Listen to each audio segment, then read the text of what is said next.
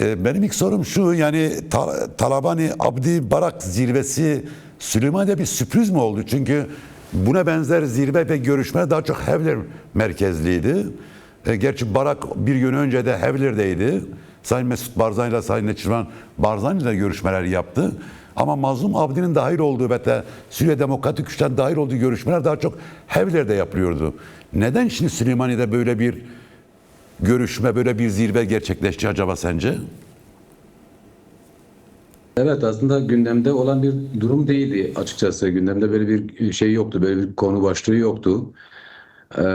Fakat şu açıdan bakıldığında bölgedeki gelişmelere baktığımızda, Kürtlerin bölgede oynadığı role baktığımızda, özellikle Irak'taki kriz, Suriye'den sonra sıranın Irak'a geleceği beklentisi, tartışmaları ve giderek Irak'ta gerilimin artması, hükümetin kurulmaması durumu, yine İran'a yönelik yapılan hazırlıklar bütünlüklü düşünüldüğünde aslında Amerika Birleşik Devletleri'nin temsilcisinin buraya gelmesi gelişmeler çerçevesinde değerlendirildiğinde çok da sürpriz değil. Çünkü bölgede herkesle bir ittifak kurma, herkesi kendi siyaseti içerisinde bir şekilde yanına alma ya da en azından nötr duruma getirme, atacağı adımlar durumunda böyle bir siyaset izliyor.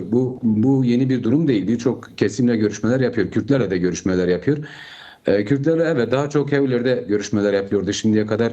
Çünkü biraz bölge başkenti biçiminde Hevler ve hükümet orada, başbakan orada, bölge başkanı orada. Görüşmeler orada yapılıyordu. Fakat YNK de bölgenin ikinci önemli partisi. Aslında Kürtler açısından Kürtlerin bu dönemde özellikle Irak'ın yeniden sistemsel olarak yapılanmasının gündeme geldiği, İran'a yönelik olası bir müdahalenin gündeme geldiği dönemde YNK de oldukça önemli bir güç tabii ki. YNK'yi tümden hesap dışı ya da denklem dışı bırakarak böyle bir süreci yürütmek herhalde kimse açısından da çok akılcı bir durum değil. Bence Tombarak'ın buraya gelmesi bütün bunlarla alakalı bir durum, ilgili bir durum ve YNK'nin siyasetteki en azından Kürt siyasetindeki rolünü önemsediğinden geliyor. İkinci husus, Irak'ta biliyorsunuz işte seçimden sonra halen bir hükümet kurulmadı, halen Cumhurbaşkanı belirlenmedi ve bu Kürtler arasında yani şimdiye kadar işte Saddam sonrasında genelde Cumhurbaşkanı Kürtlerdeydi ve aynı zamanda YNK'deydi.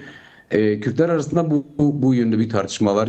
Cumhurbaşkanının kim olacağı yönlü işte iç görüşmeler sürekli yapılıyor YNK-KDP arasında. Kürtlerle hatta Irak merkezi hükümeti arasında bu tür görüşmeler yapıyor ve İran'a müdahaleye hazırlanan bir Amerika Irak'ta biraz da kendisinin istediği bir ortam hazırlamak istiyor. Siyasi atmosferin yapılanmanın biraz kendisinin istediği şekilde olmasını, kendisine yakın isimler olmasını istiyor ve aslında Irak'ta kendisine Irak'ı yeniden dizayn gibi tartışmalar yapılırken bu yönlü yanına alabileceği herkesi yanına almaya çalışıyor ya da herkesle görüşme yapmak istiyor. Evet. Herkesi Burada bir şekilde bu siyasette. evet, yani Evet. Irak'la ilgili, Başar Kürt'le ilgili bu konuyu biraz daha konuşacağız ama bu zirveyle ilişkin, yani bu Talabani Abdi Barak görüşmesinin ona bağlantılı bir soru sormak istiyorum. Senin bu konuda görüşünü merak ediyorum. Çünkü bugün Avrupa Parlamentosu'nda da çok önemli iki konuk vardı. Yani Rojava Özerk Yönetim İşleri Dairesi Eş Başkanı İlhan Ahmet ve YPG Genel Komutanı Avrupa Parlamentosu Batu Tuman neler hem de bir günlük bir çalışma konferansına katıldılar. Orada konuşma yaptılar. İlgi son derece büyüktü. Yani her iki konuşmacının konuşma dinlemek için 70 tane parlamenter akreditini yapmıştı öğle saatlerine doğru. Bunun sayı olarak arttığını düşünüyorum. Şimdi tabii bundan önce de mini konferansına davet edilmişlerdi Sayın Abdi ve Sayın İlhan Ahmet. Orada da tabii çok önemli görüşmeler yapıldı. Şimdi hem bu mini konferansı hem Avrupa Parlamentosu'nun aldığı kararlar hem Mazlum Abdi'nin Batı Talabani'yle birlikte Barack Obama'nın ekibiyle görüşmesi sence Suriye'ye, Şam'a nasıl yansıyacaktır bunlar?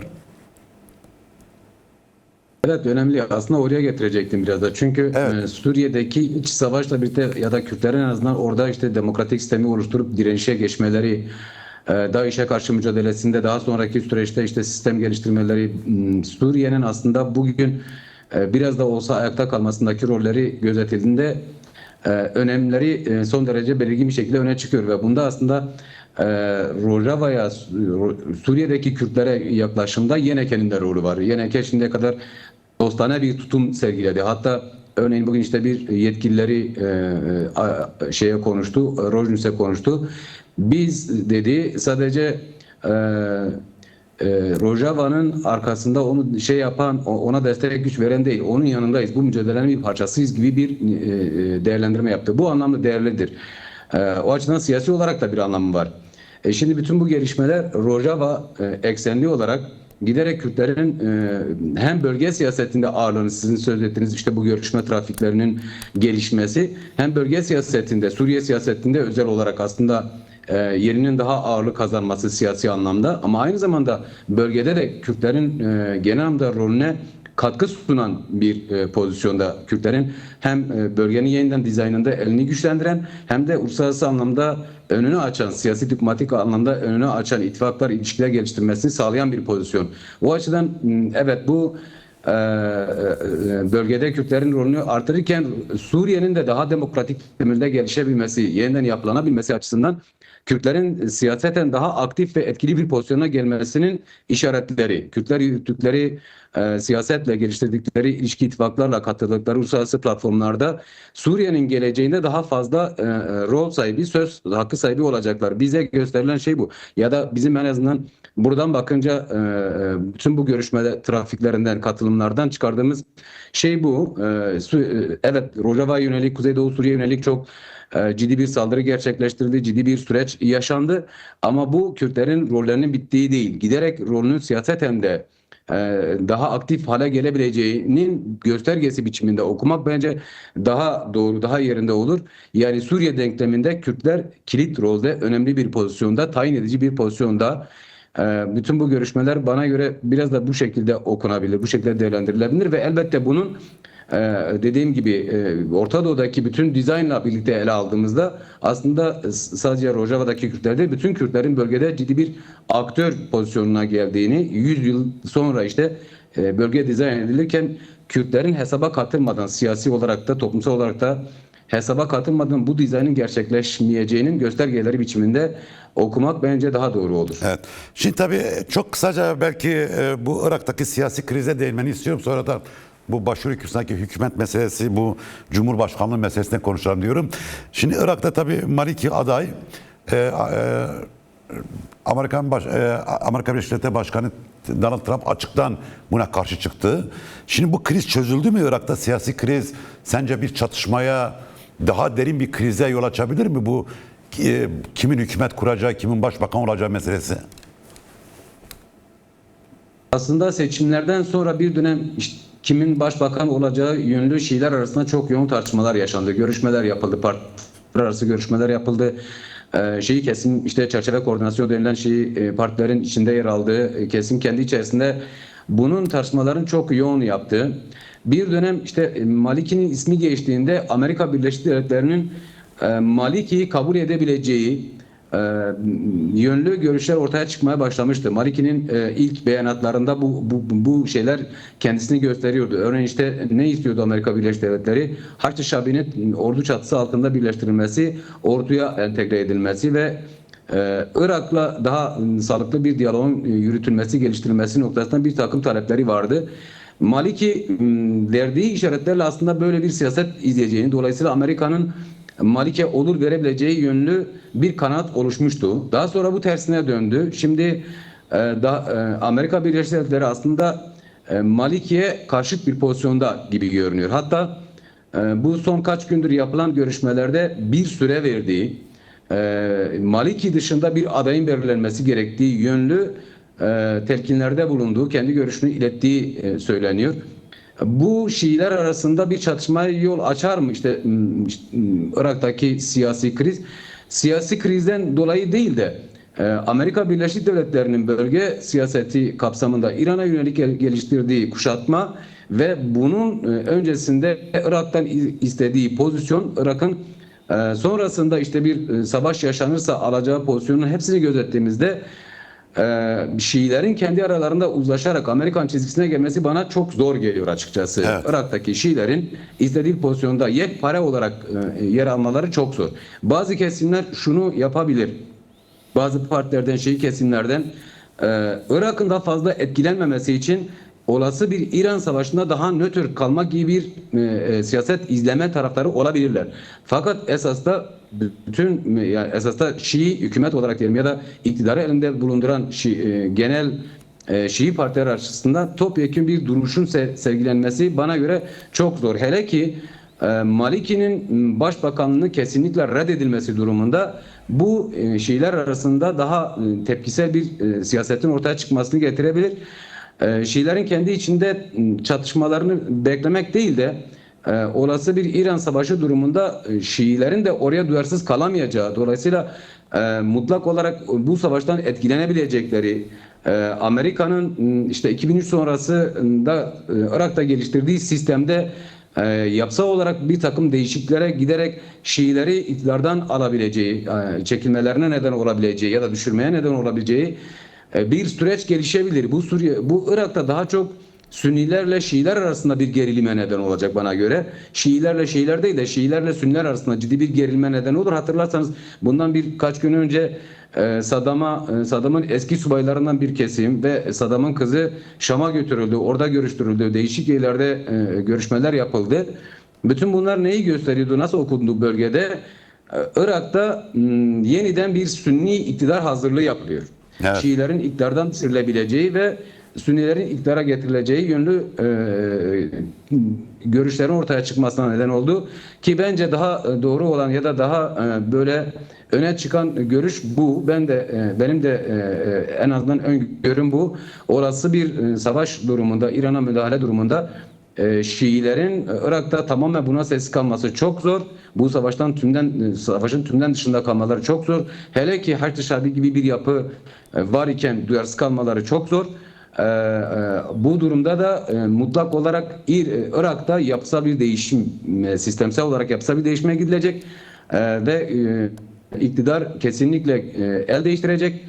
Şiilerin bundan sonra iktidarda kalması da bence son derece zor olur. Ama dediğim gibi Şiilerin kendi aralarında yeni bir gerilim çatışmadan ziyade daha çok böyle kendilerine topyekun olarak kendilerine karşı gördükleri bu sürece karşı bir kısmen de olsa bir araya gelmeleri daha mantıklı gibi görünüyor. Evet. Şimdi tabii Bağdat'ta Hevler arasındaki ilişkilerde de bazı gerilimler ortaya çıkıyor. Örneğin 2 hafta önce bu Irak parlamentosu tek yanlı olarak yani Genelkurmay Başkanlığı Kürtlerden aldı. Daha önce işte Silahlı Kuvvetlerin komutanı Şii'ydi. Başbakan Şii, Cumhurbaşkanı Kürt ve Savunma Bakanı Sünni Araplardan oluşuyordu. Fakat tek taraflı olarak Kürtler burada bir kayba uğradılar. Şimdi tabii Cumhurbaşkanı meselesi de gündemde. Hevler'de hükümet kurulmamış durumda. Benim sorum şu, yani burada hani bir gerilim yaratmaktan çok bir durum tespit etmek istiyor. Durum tespit edersen çok sevineceğim. Yani sorum da buna yönelik. Başvurda Kürtler arasındaki bu rekabet, anlaşmamazlık, hükümet kuramama, Cumhurbaşkanı konusundaki bu çelişki ve rekabet meselesi Kürtlerin kazanmayı nasıl riske atıyor ve risk altına sokuyor mu? Elbette riske atıyor. Şimdi anayasal olarak böyle bir madde yok benim bildiğim kadarıyla. Mutlak olarak Cumhurbaşkanlığı Kürtlerde olacağı gibi bir şey yok. Fakat tarafların kendi iç uzlaşları sonucu yapılan bir şey bu. Bu tür görevlendirmeler ya da erk dağılımları. Şimdi zaten birçok Kürtler dışında da birçok Cumhurbaşkanı adaylıkları var. Başvurular yapılmış. Hatta en son çerçeve koordinasyonundan işte gelip Hevler'de bir takım görüşmeler yapıldı. Orada Kürtlere şu söylenmiş: eğer siz bir aday çıkarmazsanız biz alternatif farklı adaylar çıkarırız. Yani bu durumda Cumhurbaşkanlığı koltuğu Kürtlerin elinden çıkar. Ama kulis bilgisi olarak yansıyan aslında şu: KDP ile YNK'nin resmi olarak açıklanmamış tabii kulis bilgisi, kendi aralarında aslında Cumhurbaşkanı adaylığı üzerinde bir uzlaşmaya vardıkları. Bunu şu anda açıklamadıkları yönünde. Bu 1-2 gündür bu konuşulan bir husus. Çünkü şöyle bir denklem var. Biraz önce işte Başbakanlıktan söz ettik ya, onun üzerinde işte aday belirlenmemesi durumu bir gerilimdir. Aslında siyasi kriz şu anda esas olarak o bana göre. Çünkü Irak Anayasası'na göre, seçim yasasına göre Cumhurbaşkanı seçildikten sonra başbakan seçilecek. Şimdi Cumhurbaşkanlığı seçildikten sonra artık başbakanlık daha fazla tartışma konusu olacak ve mutlaka seçilmesi gerekecek. Bir süreç işleyecek. Anayasal olarak belirlenmiş olan süreç işleyecek. Cumhurbaşkanı başbakanı görevlendirecek. Birisini görevlendirecek hükümeti kurmak için. Evet, bu süreç işleyecek. Şimdi Şiiler kendi aralarında anlaşamadıkları ve bu denklemde de ABD olduğu için uzlaşmaları da son derece zor. Olası bir İran savaşında nasıl bir pozisyon alacakları üzerinde de tam anlaşamadıkları için bence biraz da bundan dolayı Cumhurbaşkanı adayının açıklanması geciktiriliyor. Böyle bir uzlaşı, başbakanlık koltuğu üzerinden bir uzlaşı ortaya çıkarsa yakın dönemde Cumhurbaşkanı aday isminin açıklanması yüksek olasılık. YNK adayının KDP tarafından da kabul gördüğü söyleniyor. Bu ne kadar doğru bilemiyoruz tabii ki. Dediğim gibi kulis bilgileri. Belki de yani bunlar iddia düzeyinde, fakat bölgedeki bu işte siyasi hükümet kurma sürecinin tıkanmasını, Bağdat merkezli hükümet sürecinin tıkanmasının esas olarak İran'a yapılması planlanan bir saldırıyla direkt bağlantılı olduğu tartışmaları yapılıyor. Başbakan, Cumhurbaşkanı belirlenir ve Başbakan'a görevlendirirse o süreç işleyecek ve o süreç boyunca da mutlaka çözülmesi gerekiyor. Bütün bunlar yapılamadı. ABD'nin bu son görüşmede Bağdat'a Maliki kesinlikle kabul etmeyeceğini, hızlı bir şekilde teknokrat bir hükümetin göreve getirilmesi gerektiğini, belirlenmesi gerektiğini, bir süreç, bir yıllık, en azından bu önümüzdeki bir yıl boyunca bu işte siyasal süreci götürebilecek, bu dönemi götürebilecek bir teknokrat hükümetin görevlendirilmesi gerektiği noktasında telkinlerde bulunduğu söyleniyor. Hatta bir süre verdiği söyleniyor. Eğer olmazsa başbakanlığı Şiilerden alıp Sünnilere verebileceği söyleniyor. Ki keza hatta şunun söylediği belirtiliyor Tom Barak'ın görüşmelerde. Irak'taki sistemi biz inşa ettik. Dolayısıyla biz istediğimiz zaman da bu tür müdahalelerde bulunup değiştirebiliriz.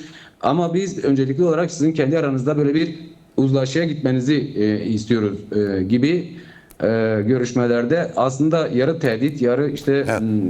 telkin biçiminde söylemlerde bulunduğu da konuşuluyor. Peki yani Güney Kürdistan'a hükümetin kurulmaması bir sorun yaratıyor mu şu anda?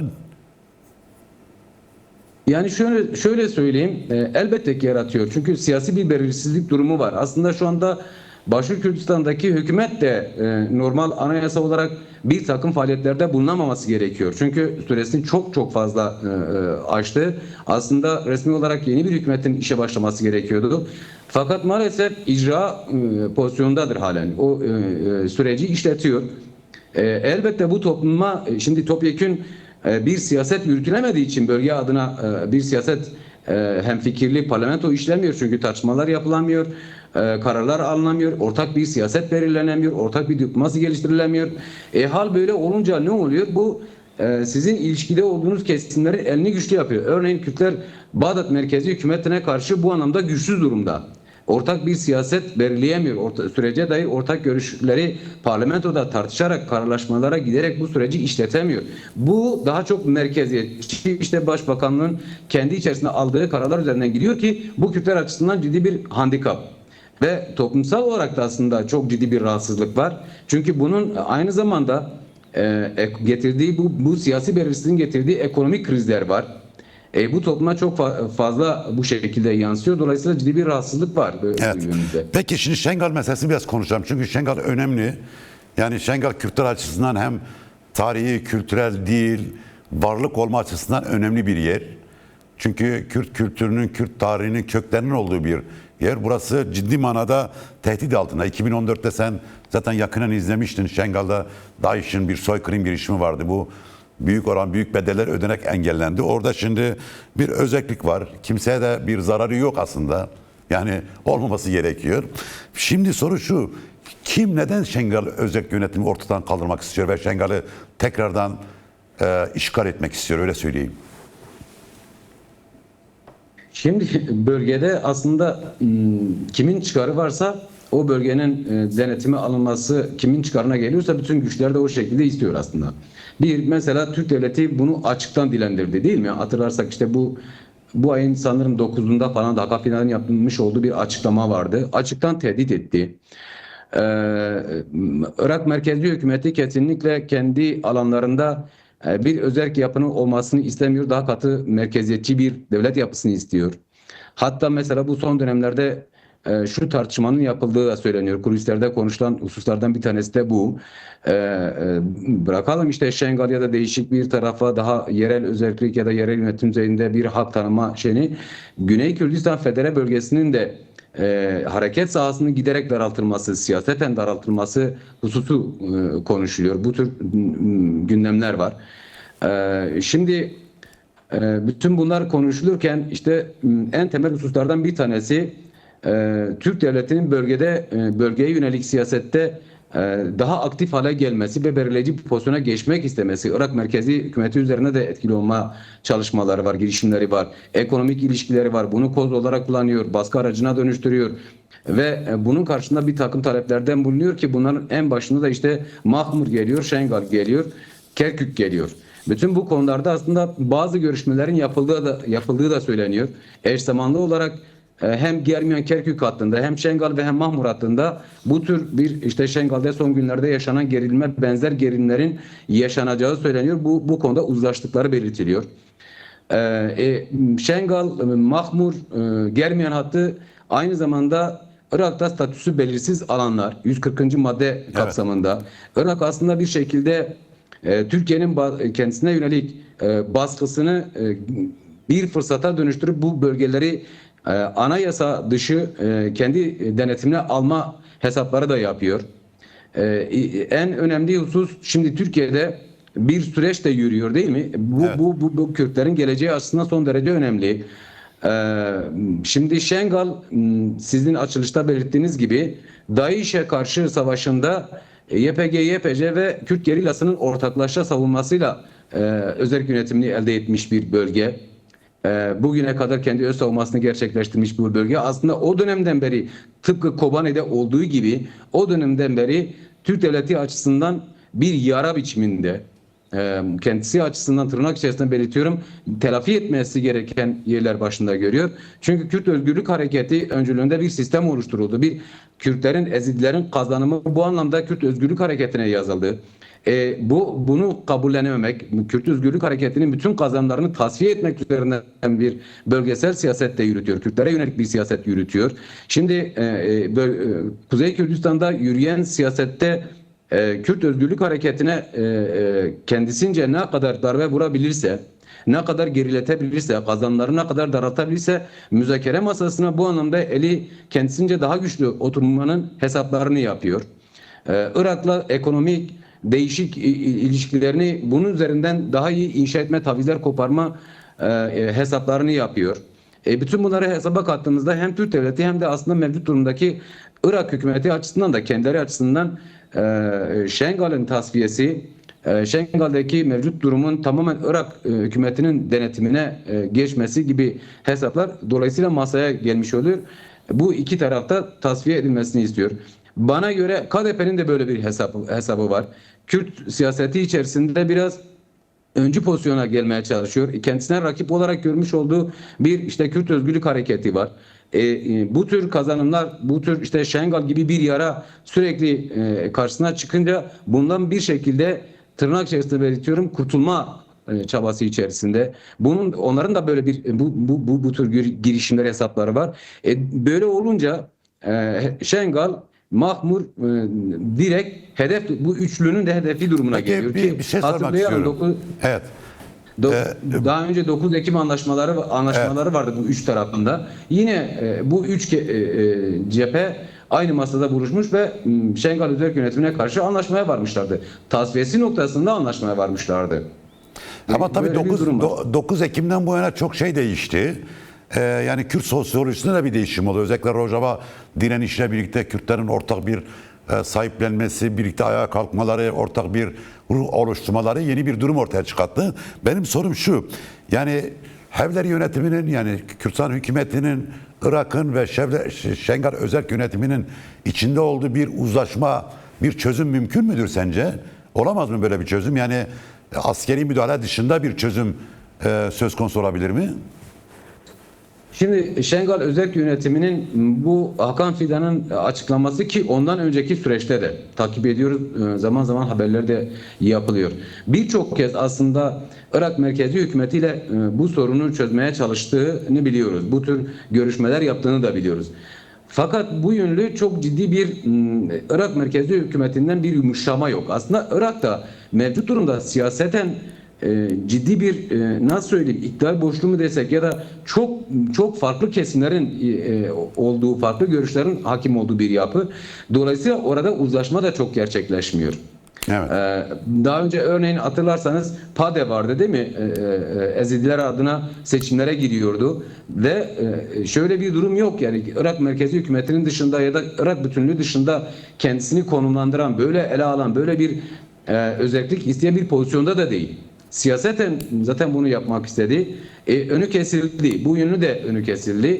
Aslında bir anlamda hiçbir şekilde şeye açık değiller şu anda.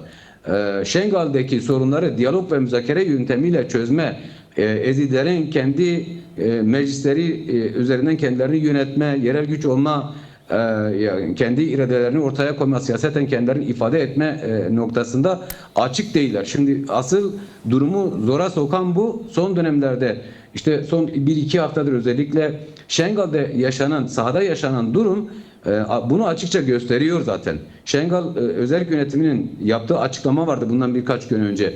Açıkça bu sorunu diyalog yoluyla çözmek istediğini ortaya koydu. Fakat Irak merkezi hükümetinden bu yönlü bir girişim gelmedi. Mevcut durumda bölge hükümetinden de böyle bir girişim yok. Arabuluculuk yapma, bu sorunu diyalog yoluyla çözme, müzakereler yoluyla çözme, bu yönlü bir girişim de yok. Bu Kürt siyasetinde de aslında bana göre örneğin işte Kürt aktörler daha fazla devreye girebilmeli, Kürt siyasi partileri daha fazla devreye girebilmeli, özellikle de Başka Kürdistan'dakiler. Şengal'e yönelik olası bir saldırının önü mutlak olarak tutulmalı ve sorunu mutlak olarak diyalog yoluyla çözmeyi esas almalılar. Bu yönlü Ezidilerle Irak hükümeti arasında o ara buluculuğu yapabilecek bir girişim de gelişmiyor. Dolayısıyla bu Ezidileri böylesi bir işte güçler arası çıkar çatışmalarının kurbanı haline getirebiliyor ya da hedefi haline getirebiliyor. Evet. Halit Ermiş çok sağ ol. Çok teşekkürler. Programa kattın, görüşlerini paylaştın. Sana kolay gelsin diyorum. Çok sağ ol. Çok teşekkürler. Çok sağ olun. İyi akşamlar.